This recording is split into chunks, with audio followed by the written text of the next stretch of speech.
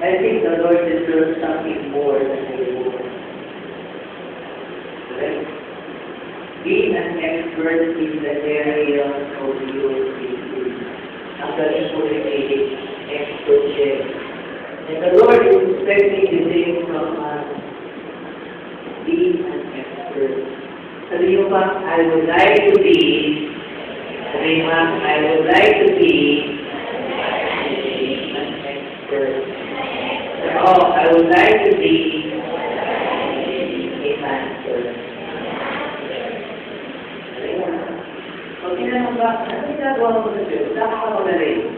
Ayaw umaga sa Diyos. Dahil pinagandang mo. Hello? Hello? Everyone dyan? Okay, Okay. Okay. Ginawa ng Spirit, okay, papaliwanag ko sa iyo para masiyahan ka. I'm going to explain to you Isaiah, ganyan-ganyan. What's the first thing? Ano nangyari sa verse 36?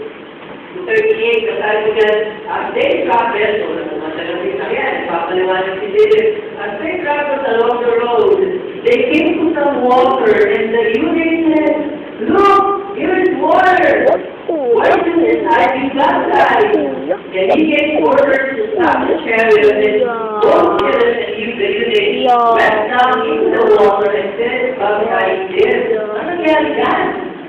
Sabi na ito, biyahe.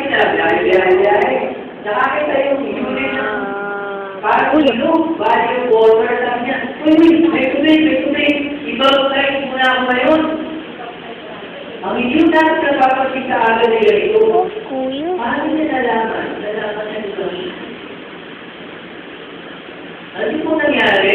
Habang kinukwento ni Spirit yung Isaiah, kinukwento ni Spirit yung tungkol kay Jesus Christ,